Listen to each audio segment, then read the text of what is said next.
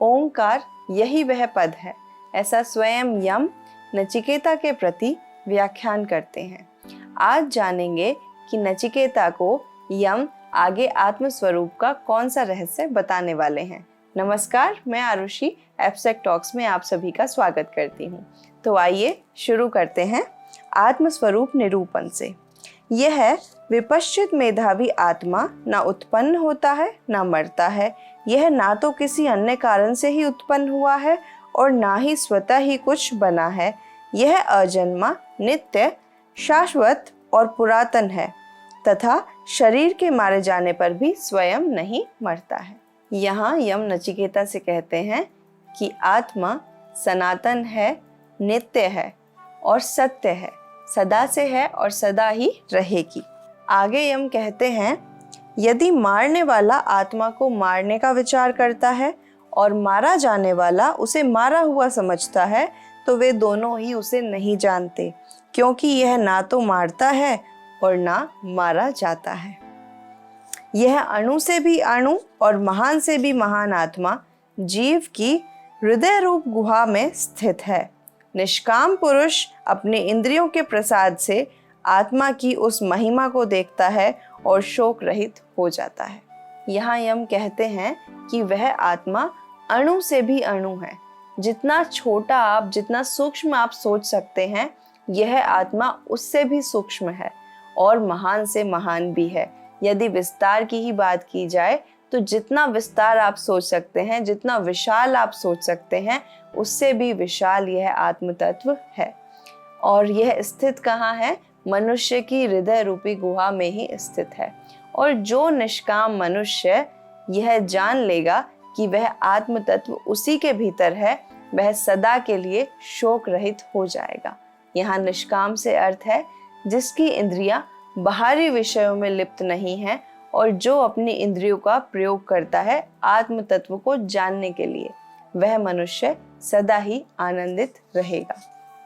अन्यथा सकाम प्राकृत पुरुषों के लिए यह आत्मा बड़ा दुर्विज्ञ है। अर्थात जो निष्काम है वह तो एक बार को इसे जानने का प्रयत्न भी करेगा और शायद जान भी ले, परंतु एक साधारण पुरुष के लिए जिसकी इंद्रियां बाहरी विषयों में लिप्त हैं, उसके लिए इसे जानना बहुत ही कठिन है। वह स्थित हुआ भी दूर तक जाता है, शयन करता हुआ भी सब और पहुंचता है। मद हर्ष से युक्त और मद रहित उस देव को भला मेरे सिवा और कौन जान सकता है। यम कहते हैं कि वह आत्म तत्व तो ऐसा है कि यहाँ रहते हुए भी सब जगह उपस्थित है, शयन करता हुआ भी, अर्थात मानो तुम्हें प्रतीत होता है कि वह तुम्हारे अंदर नहीं है। ऐसा होता है कि हम अपनी आत्मा को भूल जाते हैं या ऐसे कर्मों में लिप्त होते हैं जब हम आत्म तत्व का बिल्कुल ज्ञान नहीं रखते। हम यह भूल ही जाते हैं कि हमारे अंदर भी ईश्वर का कुछ अंश है। तो वह तो तुम्हें शयन करता हुआ सा प्रतीत होगा, परंतु फिर भी वह सब जगह उसका विस्तार है, सब जगह वह पहुंचा हुआ है। तो ऐसा जो आत्म तत्व है, उस देव को भला मेरे सिवा कौन जान सकता है, ऐसा यम कहते हैं। तथा अब यह भी दिखलाते हैं कि उस आत्मा के ज्ञान से शोक का अंत हो जाता है। जो शरीर में शरीर रहित और अनित्यों में नित्य स्वरूप है, उस महान और सर्वव्यापक आत्मा को जानकर बुद्धिमान पुरुष शोक नहीं करता।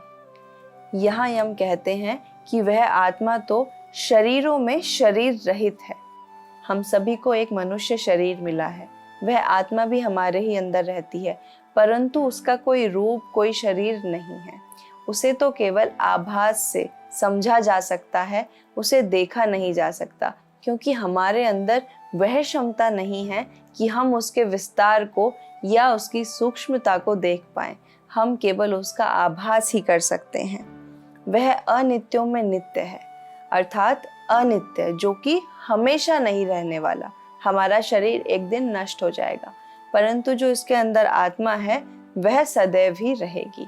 ऐसा जो बुद्धिमान पुरुष जान लेता है वह सदा के लिए शोक रहित हो जाता है, अर्थात आनंदित हो जाता है। आगे दिया है, यद्यपि यह आत्मा दुर्विज्ञ है तो भी उपाय करने से तो सुविज्ञ ही है, इस पर कहते हैं। अर्थात माना कि इसे जानना और पाना बहुत कठिन है, परंतु फिर भी ऐसे कई तरीके हैं जिससे हम उसे जान सकते हैं। आत्मा आत्म कृपा साध्य है। यह आत्मा वेदाध्ययन द्वारा प्राप्त होने योग्य नहीं है और न धारणा शक्ति अथवा अधिक श्रवण से ही प्राप्त हो सकता है। यह जिसका वर्णन करता है उससे ही यह प्राप्त किया जा सकता है। उसके प्रति यह आत्मा अपने स्वरूप को अभिव्यक्त कर देता है। यहाँ यम यह कहते हैं कि यह आत्मस्वरूप ना तो वेदों के अध्ययन से, ना ही श्रुति से और ना ही किसी और के बताने से हम जान पाएंगे।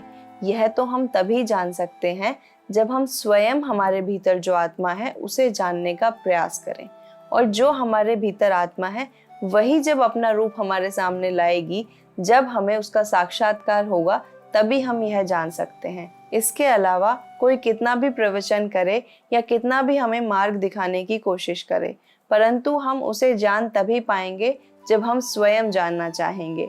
हम सब के भीतर एक आत्मा है और उसे हम तभी जान पाएंगे जब हम एकाग्र होकर शांत मन करके अपने इंद्रियों को विषयों से हटाकर उस ओर ले जाना चाहें, तभी हमें इसके दर्शन हो सकते हैं।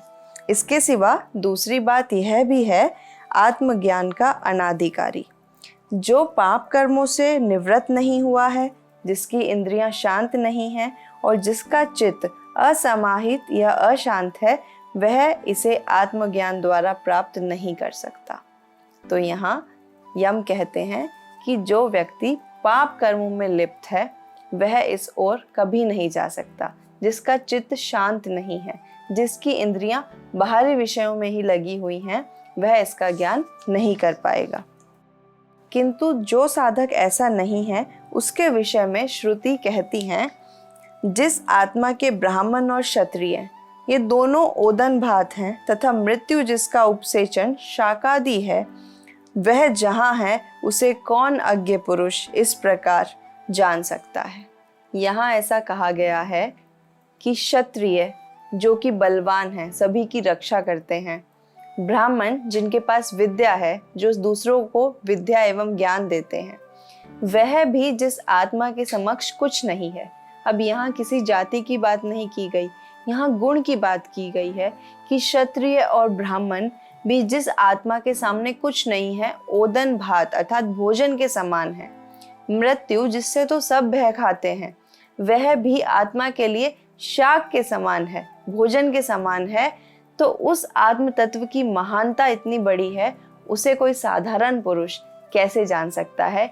या कि ऐसा मनुष्य जिसके लिए यम ने पिछले मंत्र में उपदेश किया था कि जो पाप कर्मों में लिप्त है, जिसने अपने कर्म नहीं सुधारे, जो चाहता ही नहीं कि उसे आत्मा का साक्षात्कार हो, जिसका चित्त बाहरी विषयों में लिप्त है, उसे लगता है कि बस यही जीवन है, तो ऐसे मनुष्य के प्रति तो आत्मस्वरूप कभी भी स्वयं को प्रकट नहीं करेगा।